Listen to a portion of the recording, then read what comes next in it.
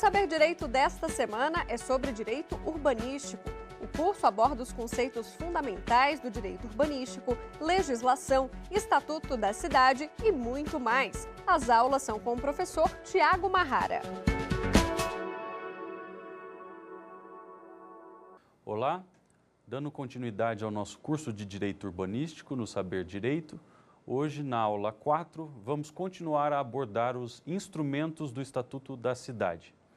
Nessa aula especificamente nós vamos fazer algumas considerações iniciais sobre os instrumentos, resgatando um pouco do que nós vimos na aula 3 e então entraremos em instrumentos específicos. Dentre os instrumentos específicos que nós estudaremos ou analisaremos hoje, nós faremos numa primeira parte uma análise da edificação compulsória, do IPTU progressivo, da desapropriação urbanística e do consórcio imobiliário. Numa segunda parte, nós veremos os institutos do direito de empreensão, do direito de superfície e uso capião. E, enfim, numa parte final, nós falaremos da outorga de direito de construir, da transferência de direito de construir e da concessão e autorização de bens públicos. Resgatando um pouco do que nós vimos na última aula, na aula 3, é importante lembrar que o Estatuto da Cidade, ele traz em primeiro lugar, no seu artigo 4º, um rol de instrumentos de política urbanística. E em seguida, no seu texto, o Estatuto detalha alguns desses vários instrumentos da política urbanística. Vejam, esses instrumentos, eles não valem imediatamente para os municípios. Então, na verdade, o que nós temos é um cardápio de instrumentos de política urbanística e cada município, na sua área, no seu território, escolherá quais daqueles instrumentos serão empregados para desenvolver a política. Então, repetindo, o Estatuto ele traz um cardápio de instrumentos e os municípios selecionam o que preferem utilizar. É por isso que até hoje muitos municípios no Brasil, nós temos mais de 5.500 municípios no Brasil, ainda não utilizam determinadas políticas, porque isso não é imposto pelo Estatuto a eles, cabe aos agentes políticos, a essa decisão de utilizar ou não um determinado instrumento. Outra coisa importante, os instrumentos do Estatuto da Cidade, em grande parte, são pensados para utilização pelo poder público. E, além disso, nós temos alguns instrumentos que podem ser utilizados nas relações entre particulares. Então, repetindo, a grande parte dos instrumentos envolve uma atuação do poder público em relação ao proprietário privado. E, nesse sentido, esses instrumentos acabam materializando o que nós conhecemos como polícia administrativa, na seara urbanística. Mas, além disso, outros instrumentos existem que se aplicam para relações entre particulares. Uma outra observação importante é que nem todos os instrumentos previstos no artigo 4º estão ali detalhados no Estatuto. Na verdade, nós temos instrumentos que estão detalhados em leis específicas e também nós temos instrumentos que estão no Estatuto, mas não nos capítulos que tratam especificamente desse assunto. Eles estão lançados, por exemplo, lá nas disposições gerais, que é o último capítulo do Estatuto, tá certo? Então, são essas observações introdutórias, breves, resgatando aquilo que nós já havíamos dito em relação aos instrumentos, mas para dar essa contextualização e então começarmos a falar de cada um desses mecanismos que podem ser empregados pelo município. Eu começarei aqui, então, a tratar do Instituto da Edificação e do Parcelamento Compulsórios. Se vocês analisarem o Estatuto da Cidade, vocês verificarão que o Estatuto não fala exatamente em edificação e parcelamento compulsórios. Na verdade, o Estatuto ele vai um pouco além, porque ele fala lá no artigo 5º de parcelamento, edificação e utilização compulsórios. Então vejam, o Estatuto ele inclui essa palavra utilização compulsória como um instrumento de política urbanística. O problema é que se nós resgatarmos o artigo 182 da Constituição da República, nós vamos perceber no 182 que não se fala ali de utilização compulsória.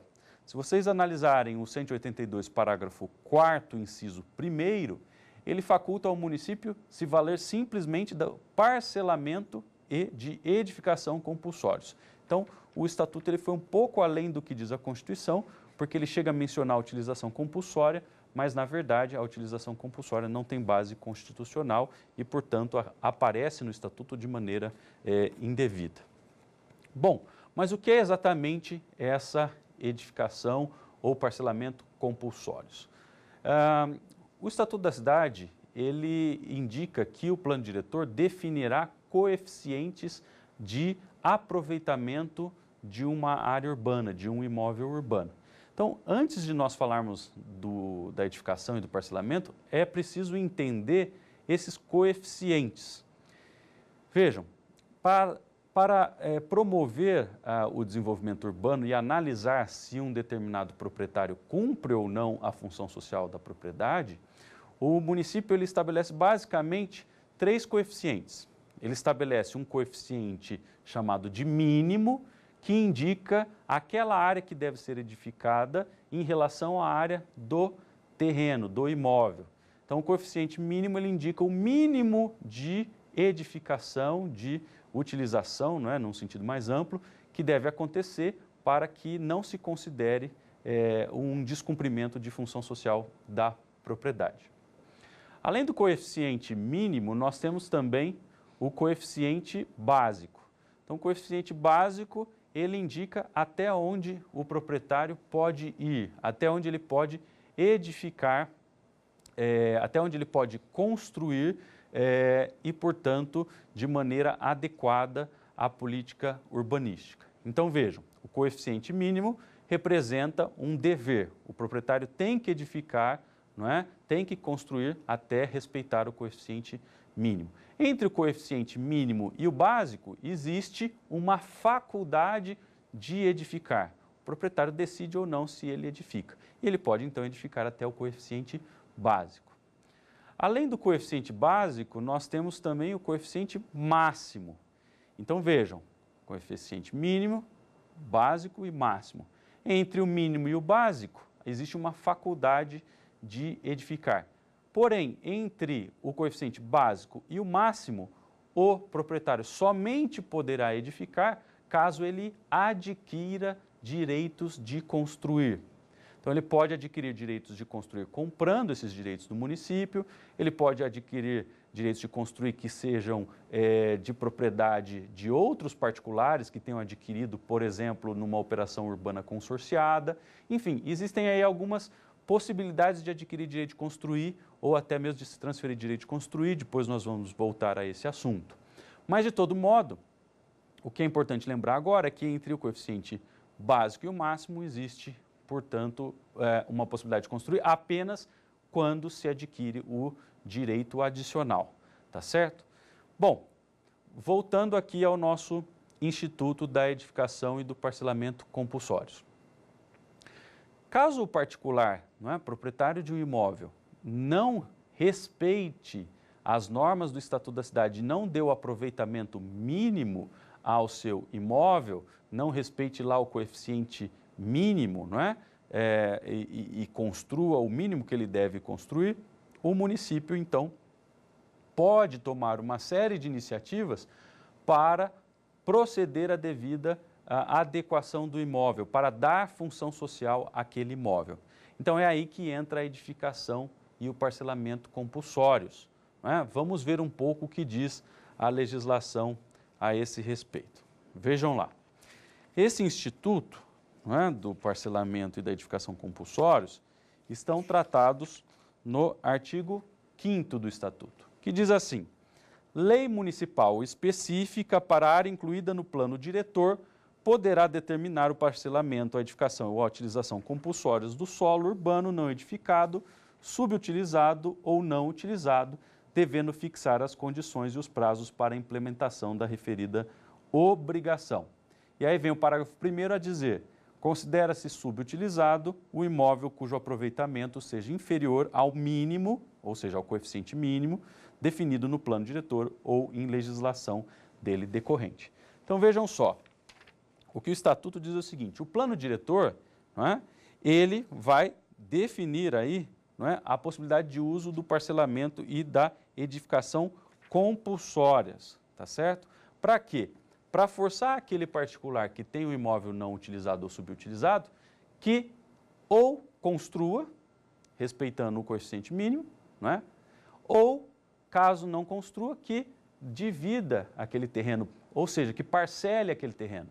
E aí lembrando também o que nós já vimos na aula 1, o parcelamento vai se dar quer por loteamento, não é? Quando a gleba é dividida em lotes mais infraestrutura, ou o parcelamento vai se dar por desmembramento, na situação em que a gleba é dividida apenas em vários lotes e já há uma infraestrutura pré-existente. Então, o município pode forçar o proprietário a exercer, não é, essa construção ou a dividir o seu imóvel, tá certo? O Estatuto da Cidade ele também oferece aí uma série de normas sobre como isso deve acontecer. Essas normas serão, então, detalhadas pela legislação municipal. Mas apenas alguns detalhes importantes. Basicamente, o Estatuto exige que o proprietário seja notificado e se garanta ao proprietário o prazo de pelo menos 1 ano para entregar um projeto de adaptação do seu imóvel. Além disso, o Estatuto da Cidade garanta que da notificação e da entrega do projeto, o particular tenha no mínimo 2 anos para iniciar essas obras. Outra coisa importante que o Estatuto menciona é que o fato de se alienar esse imóvel ou efetivamente de se transferir por causa mortis esse imóvel a outrem não faz desaparecer o dever de adequação à política urbanística. Eu gostaria de aproveitar aqui, não é, a discussão da edificação e do parcelamento compulsórios para falar de um outro instituto importante que está lá no Estatuto da Cidade e que hoje, não é, recebeu algumas alterações importantes. Do final de 2017, o legislador alterou o Estatuto da Cidade e, ao fazê-lo, mexeu numa figura que nós chamamos de consórcio imobiliário. Então vejam o seguinte: existem muitas situações em que o proprietário do imóvel pode não ter condições financeiras de proceder à adequação do imóvel. Então, nessa situação, surge a possibilidade de se fazer o consórcio imobiliário com o município, que está lá previsto no artigo 46 do Estatuto. Eu vou utilizar aqui, não é, a versão online do Estatuto da Cidade, que está atualizada de acordo com as alterações que foram feitas ao final de 2017 e que fala, então, dessa figura do consórcio imobiliário. Então, vejam lá o artigo 46, na versão atualizada pela Lei 13.465 de 2017. O poder público municipal poderá facultar ao proprietário da área atingida pela obrigação de parcelar ou edificar, ou pela área que seja objeto de regularização fundiária urbana para fins de regularização fundiária, o estabelecimento de consórcio imobiliário como forma de viabilização financeira do aproveitamento do imóvel. Então vejam, o Estatuto, no artigo 46, ele cria um outro instituto, que é o consórcio imobiliário, pelo qual o poder público tem a faculdade de receber o imóvel que está irregular, que não cumpre a sua função social, edificar esse imóvel e, posteriormente, o município devolverá ao proprietário originário algumas unidades daquela edificação que ele realizou para compensar o valor do imóvel e manterá no seu patrimônio as edificações, ou melhor, as unidades da edificação que restaram. Então vejam que interessante, há muitas situações então em que o proprietário não tem condições financeiras de viabilizar a regularização do imóvel, não é? Ou de se fazer até uma regularização fundiária, aí, por ocupação, assentamento irregular. Então, o município ele toma aquela área, ele então executa todas as medidas e providências para a regularização urbanística daquela área, ele devolve ao proprietário originário unidades daquilo que ele construiu para compensar o proprietário originário pelo valor do terreno que ele perdeu e o município mantém em seu patrimônio as unidades restantes daquela construção que ele realizou. Esse então é o consórcio imobiliário, que é uma figura importante, que está lá no artigo 46, mas se relaciona com o artigo 5º que nós mencionamos aqui, que é o artigo que trata da edificação e do parcelamento compulsórios. Além desse primeiro instituto do parcelamento ou da edificação compulsórios, nós temos também duas figuras aqui relevantes, que é a do IPTU progressivo e a da desapropriação sancionatória urbana. Pode ocorrer que o proprietário que está com seu imóvel irregular não tome as providências exigidas pela prefeitura no sentido de edificá-lo ou parcelá-lo. E aí, o município, para tentar forçar o proprietário a executar essas medidas, tem na sua mão a possibilidade de instituir o IPTU progressivo. Então, o Estatuto da Cidade, ele regula, disciplina o regime do IPTU progressivo. Então, basicamente, nós temos aí alguns limites importantes para esse IPTU progressivo. Em primeiro lugar, para instituí-lo, é preciso que já tenham transcorrido os prazos para que o proprietário desse a devida a adequação ao seu imóvel irregular. Em segundo lugar, o município ele pode elevar essa alíquota do IPTU pelo prazo máximo de 5 anos. E duas mais coisas. O município não pode mais do que dobrar a alíquota a cada ano e não pode jamais superar a alíquota máxima de 15%. Então, lembrando aqui, para que o IPTU progressivo possa ser utilizado, é preciso que já tenham se esgotado os prazos para adequação por edificação ou parcelamento e que o proprietário não tenha feito nada. Em segundo lugar, é preciso que esse IPTU não se eleve por mais de 5 anos. Em terceiro, que a alíquota não mais que dobre a cada ano, ela pode no máximo ser o dobro do ano anterior e, em quarto lugar, ela não pode superar 15%, tá certo? Esse IPTU progressivo ele também tem uma série de limitações que são estabelecidas pelo Estatuto da Cidade. Mas o importante é entender que a finalidade desse instrumento é forçar o proprietário a cumprir a função social. Se após 5 anos o proprietário continua a desrespeitar a função social, o IPTU é mantido na alíquota máxima de 15%. Ele não pode superar esse valor. Uma outra ferramenta que o Estatuto prevê para também viabilizar a regularização e o cumprimento da função social é o da desapropriação sancionatória urbana. Então vejam, em primeiro lugar, diante de um descumprimento de função social, o município tenta forçar o particular pela imposição do dever de edificar ou parcelar. Se o particular não reage, o município pode então utilizar o IPTU progressivo. E aí, depois de 5 anos, se o particular ainda não reagir, então o município poderá utilizar a figura da desapropriação sancionatória urbana, ou desapropriação por meio de pagamento em títulos, Vejam, coisas importantes aqui. Essa desapropriação jamais pode ser utilizada imediatamente. Ela não pode ser utilizada sem que antes tenha havido edificação e parcelamento compulsórios ou IPTU progressivo. Ela jamais pode ser utilizada antes da aplicação desses dois institutos iniciais. Outra coisa importante, essa desapropriação sempre vai envolver a indenização com base em títulos que serão aí resgatados pelo particular ao longo dos anos. Então, o Estatuto da Cidade ele põe aí algumas regras importantes sobre esse instrumento. Então, vejamos lá. O valor real dessa indenização, que será paga em até 10 anos em prestações anuais iguais e sucessivas, refletirá o valor da base de cálculo do IPTU descontado o montante incorporado em função de obras realizadas pelo poder público. E, em segundo lugar, não computará expectativas de ganhos, lucros cessantes e juros compensatórios.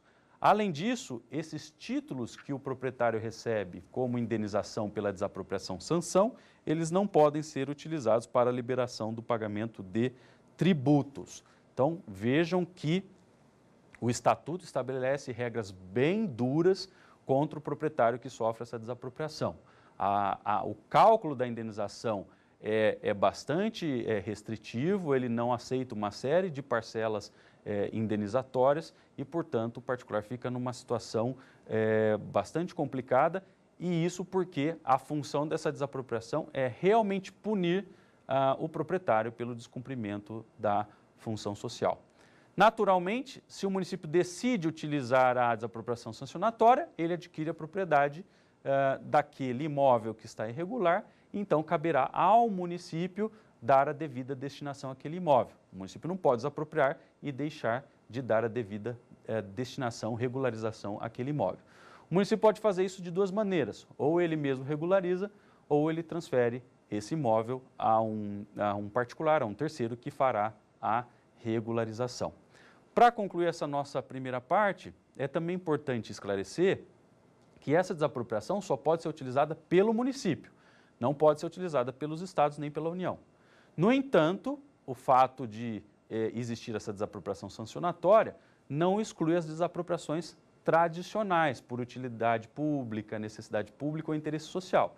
Então, eventualmente, caso o município não queira esperar todo o prazo de notificação que exige a lei para a edificação parcelamento compulsório, ou não queira esperar todo o prazo para o IPTU progressivo, o próprio município pode usar contra o proprietário uma desapropriação tradicional. Só que, nesse caso, a indenização também seguirá as regras ordinárias da Constituição, não será uma indenização punitiva, restritiva, como a do Estatuto da Cidade.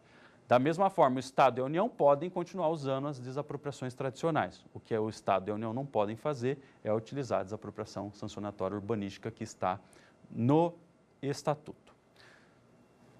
Com isso, então, nós concluímos esse primeiro panorama dos instrumentos do Estatuto, falando aqui, né, da edificação, do consórcio imobiliário, do IPTU e da desapropriação, e vamos para o nosso primeiro quiz.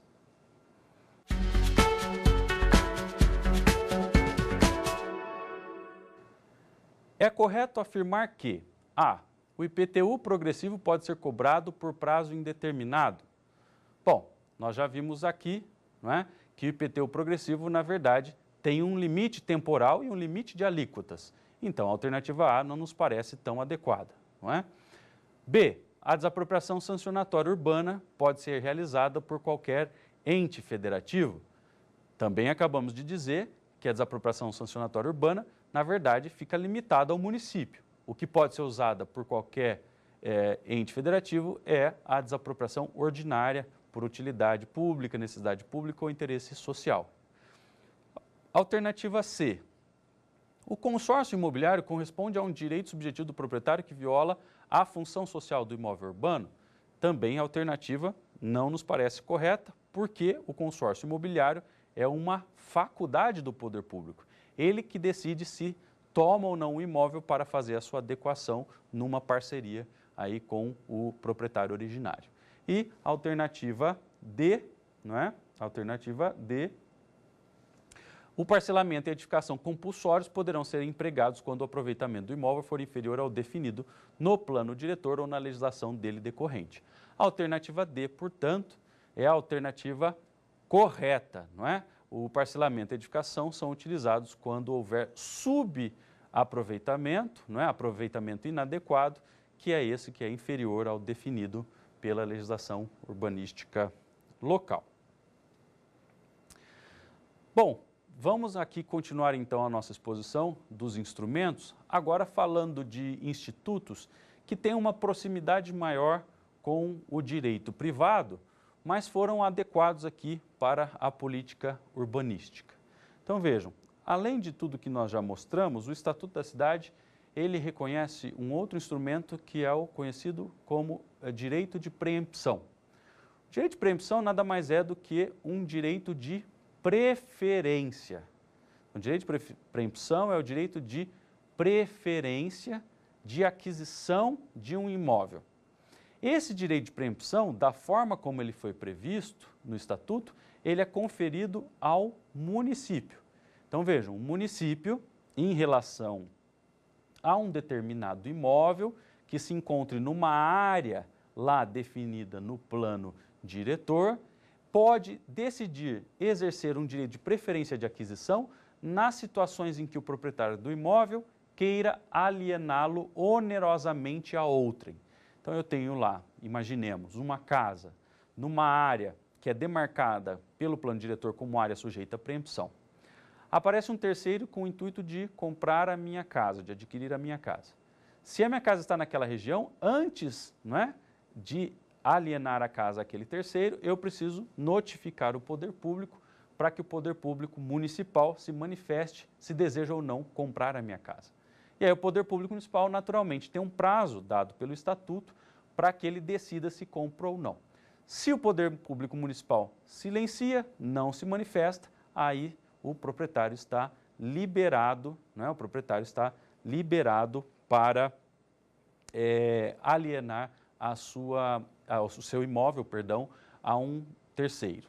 O direito de preempção, ele sofre algumas restrições importantes. Então, além de estar previsto no Estatuto da Cidade, ele tem que ter previsão no plano diretor, ele tem que ter previsão numa legislação específica e, além disso, ele tem uma vigência de 5 anos. Após essa vigência de 5 anos, por um ano aquela área fica livre de preempção, então o município pode reinstituí-la, tá certo? Outra coisa importante em relação ao direito de preempção é que o Estado, na verdade, o município, só pode submeter uma área a esse mecanismo caso essa área sirva para algum propósito urbanístico. Então vejam aqui um artigo extremamente importante do Estatuto da Cidade, que é o artigo 26. O artigo 26, ele prescreve o seguinte: o direito de preempção será exercido sempre que o poder público necessitar de áreas para regularização fundiária, execução de projetos habitacionais, constituição de reserva fundiária, expansão urbana, implantamento de equipamentos urbanos comunitários, como escolas, estações de ônibus, estações de metrô, etc. Criação de espaços públicos de lazer e áreas verdes, criação de unidades de conservação ou de interesse ambiental e proteção de áreas de interesse histórico. Então vejam, a lei municipal, não é, de que fala aqui o Estatuto, ela tem que enquadrar cada área da cidade em que incidirá o direito de preempção em uma dessas finalidades. Então, dizendo de outra maneira, o município ele não tem esse poder de adquirir um imóvel com preferência, a não ser que esse imóvel esteja marcado no plano diretor e que essa restrição tenha ligação com alguma dessas finalidades urbanísticas. Se não houver relação com a finalidade urbanística, essa preempção não é válida. Bom, além do direito de preempção, o Estatuto da Cidade também tem outros institutos que estão lá previstos no direito privado, não é? Inclusive no Código Civil, como é o caso do direito de superfície. O direito de superfície ele está regido pelo artigo 21 do Estatuto da Cidade. E o direito de superfície ele é um instrumento bastante interessante porque ele vale aí tanto para os particulares quanto para os entes públicos. E o direito de superfície, ele permite que se afaste a regra geral do direito privado, pela qual o acessório segue o principal. E isso se nota quando o artigo 21, lá do Estatuto da Cidade, prevê que o proprietário urbano poderá conceder a outrem o direito de superfície do seu terreno por tempo determinado ou indeterminado, mediante escritura registrada no cartório de registro de imóveis. E lá, no parágrafo 1º, o direito de superfície abrange o direito de utilizar o solo, subsolo ou espaço aéreo relativo ao terreno na forma estabelecida no contrato respectivo, atendida à legislação urbanística. Então vejam que interessante. De modo geral, se nós nos valêssemos da regra de que o acessório segue o principal, tudo aquilo que é construído, tudo aquilo que é plantado no imóvel acaba sendo, não é, transferido para o proprietário do principal, que é o proprietário do imóvel. Então, essa é a regra pela qual o acessório segue o principal. O direito de superfície aqui previsto para a área urbana, ele permite que se dissocie o acessório do principal. Então, ele permite que se passe uma das dimensões do imóvel, o subsolo, ou o solo, ou o espaço aéreo, a um terceiro, e esse terceiro, então, responderá, não é, por aquela área, inclusive pagará todos os tributos por aquela área e, inclusive, em caso de falecimento, deixará aos seus herdeiros aquele direito de superfície, a não ser que haja alguma cláusula contratual em contrário.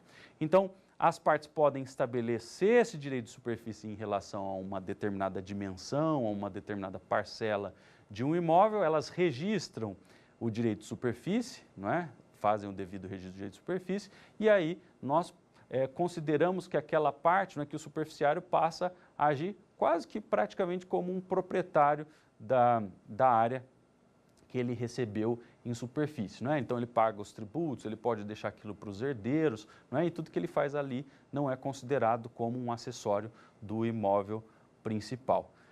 Isso aqui é bastante importante para a política urbanística porque permite dissociar do proprietário originário as três dimensões que o imóvel envolve. Porque, a princípio, os solos, o subsolo e o espaço aéreo estão nas mãos do proprietário. Então, a superfície acaba quebrando essa lógica tradicional do direito privado e dá, com isso, muito mais flexibilidade para que se estruture o sistema urbano e a cidade.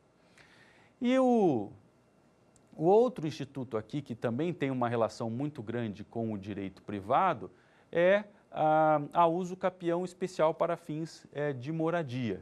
Então vejam, a uso capião, como todos sabem lá do direito privado, é uma forma de aquisição de propriedade por decurso do tempo.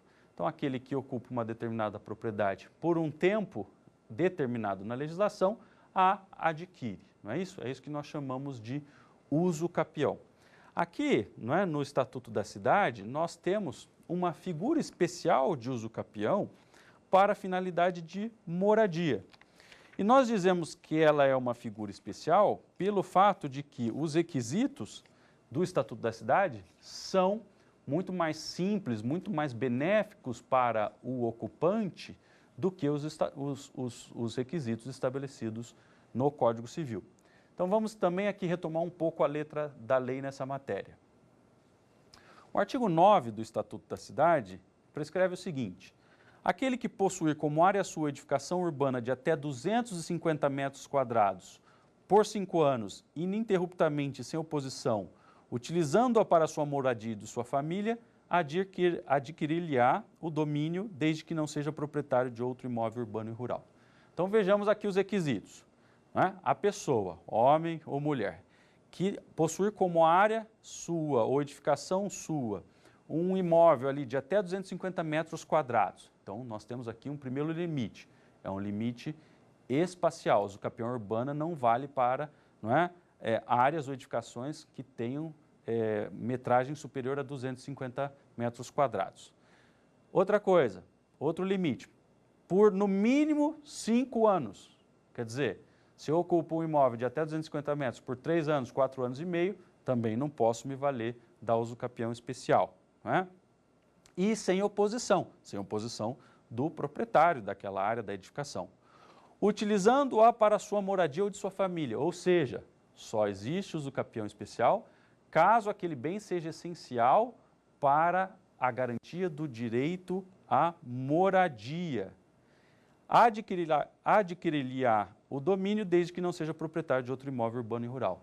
E, enfim, pelo que diz a lei, aquela propriedade poderá ser transferida desde que o proprietário não tenha outro imóvel. Se eu já tenho lá um apartamento, uma casa, não posso naturalmente ocupar uma área para fins de moradia e me valer da regra especial aqui, que tem uma finalidade social, do artigo 9º. Então, resumindo aqui algumas características, área de até 250 metros, por até 5 anos, sem oposição do proprietário, utilização obrigatória para fins de moradia e, e a ausência de que o proprietário ou a condição de que o proprietário que ocupa aquela área não tenha um outro imóvel urbano e rural. Cumpridos esses 5 requisitos, aí nós podemos falar então da utilização da uso capião especial do imóvel urbano. Outra coisa importante, além da uso capião especial aqui individual, que foi prevista no artigo 9º do Estatuto da Cidade, nós temos também a uso capião especial coletiva. E a uso capião especial coletiva, eu vou aqui resgatar o texto mais atualizado da lei, ela foi objeto também de alteração legislativa pela Lei 13.465. Então, tomem cuidado. No final de 2017, houve uma alteração importante do artigo 10 e, nessa nova redação, o que o legislador diz é o seguinte: os núcleos urbanos informais existentes sem oposição há mais de 5 anos e cuja área total dividida pelo número de possuidores seja inferior a 250 metros quadrados por possuidor, são suscetíveis de serem usucapidos coletivamente, desde que os possuidores não sejam proprietários de outro imóvel urbano ou rural. Então vejam, aqui no artigo 10, com a redação dada pela Lei 13.465, nós temos a usucapião coletiva, a usucapião especial para fins de moradia na modalidade coletiva. Algumas mudanças importantes aqui de redação. A redação originária do Estatuto dizia que isso ocorreria nas áreas em que não fosse possível a identificação dos terrenos ocupados por cada possuidor. Essa regra ou esse requisito de impossibilidade de identificação da área ocupada por cada um foi afastado, esse requisito não existe mais. Na redação nova se diz simplesmente que a área total dividida pelo número de ocupantes não pode ser superior a 250 metros, tá certo? Então, houve uma mudança de redação aí, alguns aspectos foram refeitos e renormatizados pela lei de 2017. Então, são esses os 3 mecanismos que nós temos também no Estatuto da Cidade e que nos lembram muito daquilo que já existe no direito privado, e mecanismos que valem também para relações entre particulares. Então, vejam aí a usucapião. A usucapião está prevista no Estatuto como um instrumento que vale para a relação entre particulares. A usucapião jamais poderá ser aplicada para a aquisição de propriedade de um imóvel público, porque os imóveis públicos, urbanos ou rurais, são imprescritíveis. Eles não estão sujeitos à aquisição por usucapião. Com isso, então, nós vamos para o nosso segundo quiz.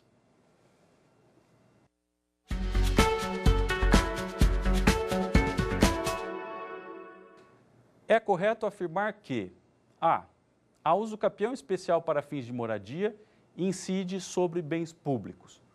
Bom, como nós acabamos de ver, a Constituição da República, no artigo 183 e no artigo 191, se quiserem anotar aí as referências, a Constituição veda a prescritibilidade de áreas públicas, de bens públicos, que são os bens das pessoas jurídicas de direito público interno. Então, portanto, nós não podemos falar nem de usucapião ordinária, nem de usucapião especial para fins de moradia sobre bens públicos. E disso decorre que a alternativa A é incorreta. Alternativa B. O direito de preempção se aplica em caso de doação do imóvel e sucessão hereditária. Também aí nós precisamos ter bastante atenção, porque vejam, esse direito de preferência que o município adquire na aquisição de imóveis situados em determinadas áreas da cidade, esse direito de preferência, ele só vale para alienações onerosas, que é o caso aí da compra e venda de imóvel. Ele não vale, portanto, para doação de imóvel ou sucessão hereditária. Então, a alternativa B é incorreta. Alternativa C. O direito de superfície pode ser gratuito ou oneroso e transmite-se ao herdeiro do superficiário em caso de morte. A alternativa C trata, então, dessa dissociação das dimensões do imóvel que é feita por meio do direito de superfície. A alternativa C está correta. O direito de superfície, que envolve aí a concessão de um direito real em favor do terceiro, ele pode ser dado de maneira gratuita, sem nenhuma cobrança pelo proprietário originário, ou a título oneroso, não é? Mediante cobrança de algum valor. E ele também se transmite ao herdeiro, como direito real, não é? Ele também se transmite ao herdeiro do superficiário em caso de morte. Então, a alternativa C está correta. E a última alternativa é a alternativa D. As normas do Estatuto da Cidade sobre superfície, preempção e uso capião aplicam-se subsidiariamente às do Código Civil. Tomem cuidado aí, porque na legislação privada, esses instrumentos como a superfície, como a uso capião, também aparecem. Mas vejam, a norma especial sempre prevalece sobre a norma geral. E aqui, a norma que trata da política urbanística é entendida como norma especial em relação às normas do Código Civil. Então, na verdade, é o Código Civil que se aplica subsidiariamente ao Estatuto da Cidade, e não o contrário. Nós não podemos dizer que o Estatuto da Cidade somente se aplica se o Código Civil não tiver tratado do tema, tá certo? A alternativa D é completamente incorreta, então, portanto, aí a alternativa correta é apenas a C. E rumando aqui para a nossa terceira e última parte, ainda no campo dos instrumentos do Estatuto da Cidade, nós vamos falar rapidamente sobre o direito de construir e também sobre concessão e autorização de uso de bem público. Uma das maiores inovações aqui do Estatuto da Cidade dizem respeito ao direito de construir, porque vejam, tradicionalmente se vê o direito de construir como algo inerente ao direito de propriedade. E o Estatuto da Cidade no Brasil, ele deixa muito claro que o direito de construir não está sempre associado ao direito de propriedade. Ele deixa muito claro que o município tem a possibilidade de gerar direitos de construir para além daqueles direitos que já tem o proprietário originário. Então vejam, o direito de construir ele está tratado em uma série de dispositivos do Estatuto. Um primeiro dispositivo importante é o artigo 28 do Estatuto. Vejamos lá. O artigo 28 do Estatuto, ele trata da outorga onerosa do direito de construir. Então, o que significa outorga onerosa? Isso significa que o município transferirá direito de construir a um proprietário mediante pagamento. Então, eu tenho lá um terreno, eu posso construir, vamos imaginar, 100 metros quadrados. Imaginem vocês que o coeficiente máximo me permita, porém, construir 300 metros quadrados. Eu construo 100, mas posso chegar a 300, tá certo? Vejam, se eu já atingi o coeficiente básico, para eu chegar aos 300, que seria o coeficiente máximo, entre o básico e o máximo, eu terei que adquirir direitos de construir. Então, pago ao município e o município me vende, então, direitos de construir.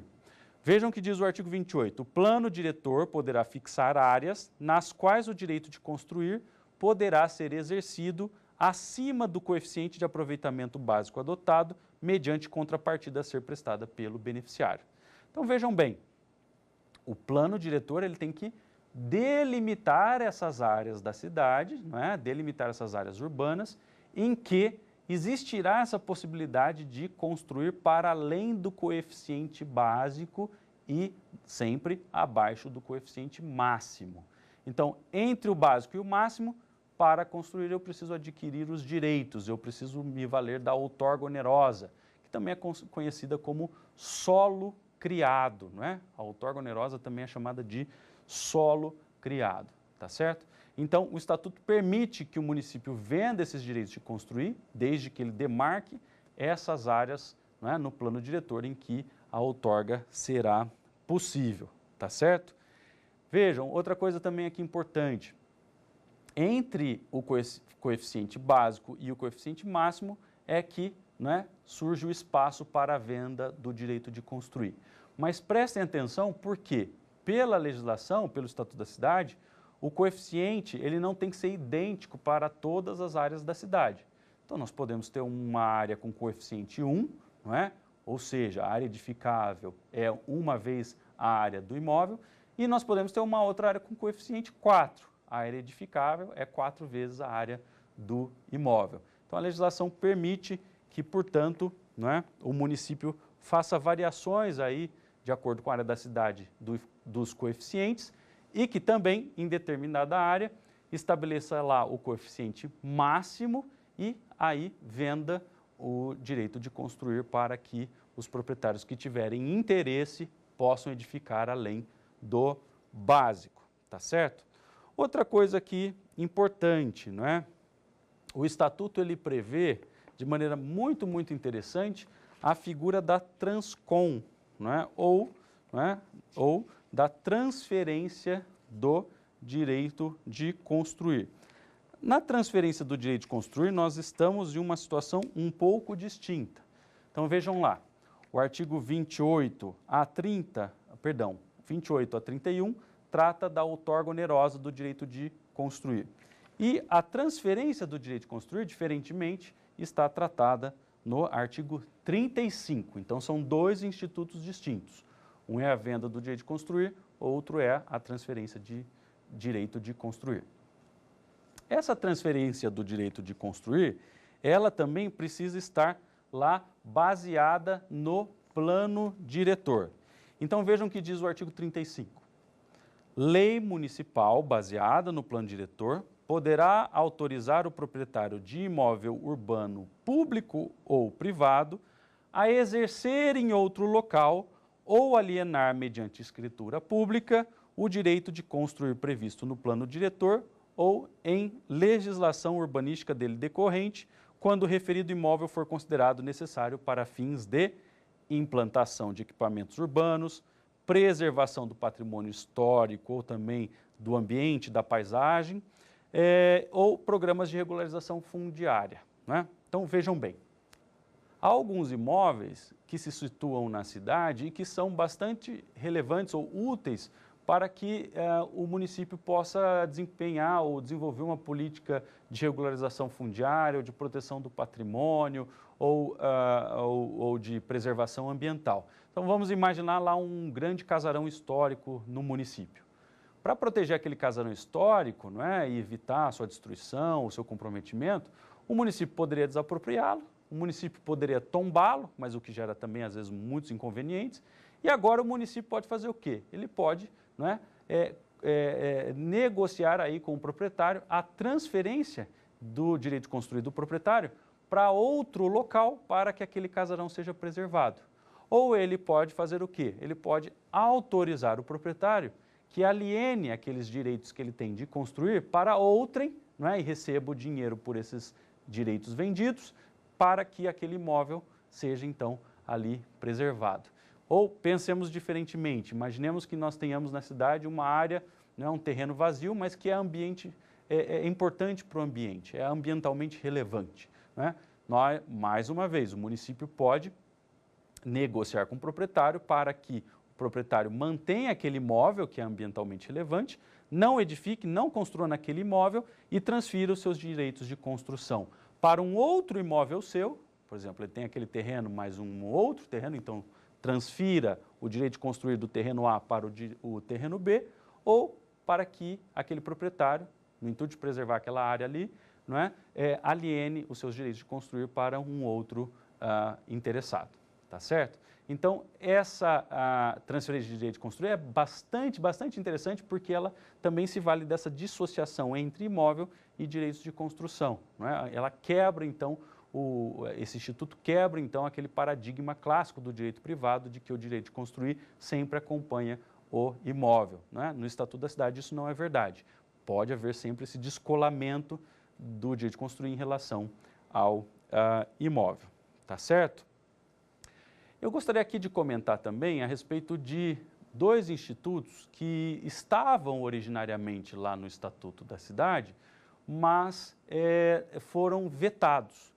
Na verdade, eu me refiro aqui tanto à concessão de uso especial para fins de moradia, quanto à autorização de uso para fins comerciais. Então vejam, o Estatuto da Cidade, nos artigos 15 a 20, ele previa a concessão de uso especial para fins de moradia. Por que essa concessão? Eu já disse aqui que os bens públicos eles não podem sofrer uso capião, porque eles são bens imprescritíveis em razão do artigo 183 e 191 da Constituição. Como eles não podem sofrer uso capião, não é possível que o poder público permita que pessoas solicitem a propriedade daquele, não é, imóvel em ação judicial. Mas para viabilizar esse problema, ou melhor, o problema em que um espaço público é ocupado, por exemplo, por pessoas de baixa renda que não têm onde morar, o Estatuto havia previsto a possibilidade, não é, de se utilizar a concessão de uso para fins de moradia. Ocorre que esse Instituto da Concessão de Bem Público para fins de moradia e também a autorização de bem público para fins comerciais, que estava tratada juntamente com o da concessão, foram vetados.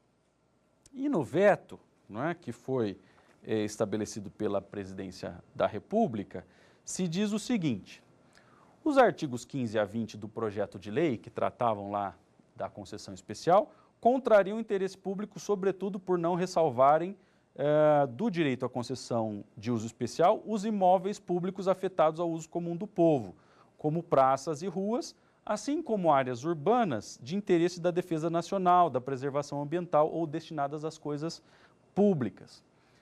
Além disso, o veto, que foi aqui devidamente motivado pela Presidência da República, explica que o projeto não estabelecia uma data limite para a aquisição do direito à concessão de uso especial, o que tornava permanente um instrumento justificável pela necessidade imperiosa de solucionar o imenso passivo de ocupações irregulares gerado em décadas de urbanização desordenada.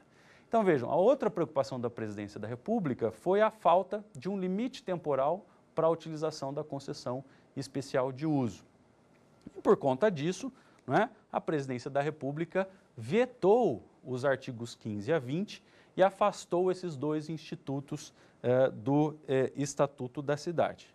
Agora vejam, esses institutos, eles voltaram a valer com a edição da com a edição da medida provisória 2220. Então, logo após o veto ao Estatuto da Cidade, a Presidência da República, não é, aprovou a medida provisória 2220.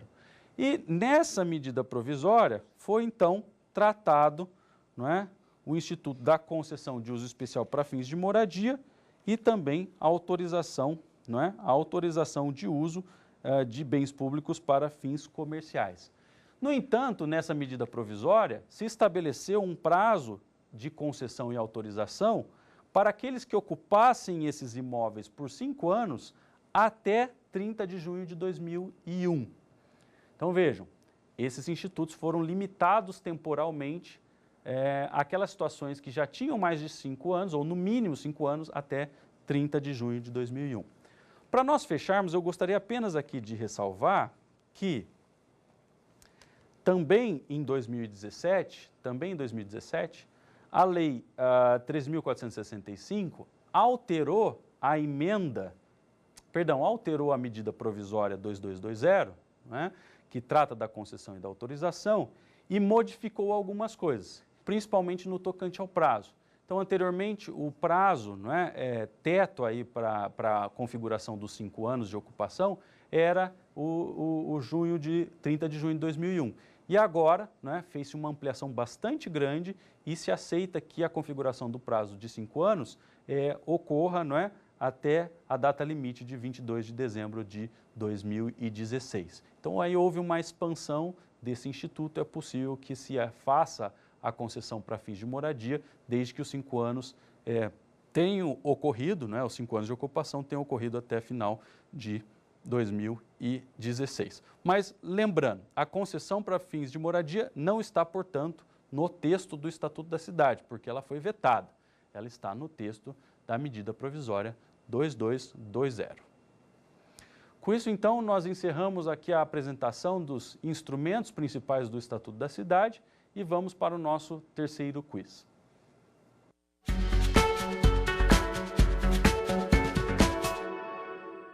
Então, a indagação é a seguinte: é incorreto afirmar que a A outorga onerosa e a transferência do direito de construir não necessitam de previsão no plano diretor. Vamos ver então a alternativa B.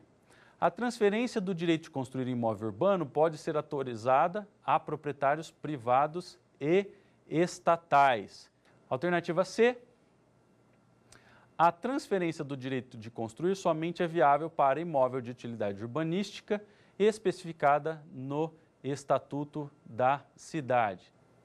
E, finalmente, a alternativa D, nela se diz o seguinte: o coeficiente de aproveitamento, relação entre a área edificável e a área do terreno, pode ser único ou diferenciado para toda a zona urbana. E a resposta do nosso quiz é a alternativa A. A alternativa A é a única incorreta dessa lista. E com isso nós concluímos a abordagem dessa lei importantíssima para o direito urbanístico brasileiro.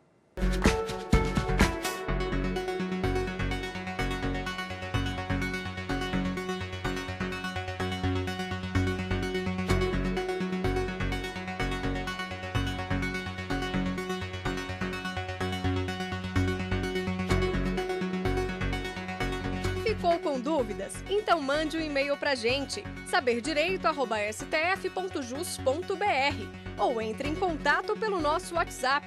O número é este que aparece na sua tela. Você também pode estudar pela internet. Acesse tvjustiça.jus.br ou reveja as aulas no nosso canal do YouTube, TV Justiça Oficial.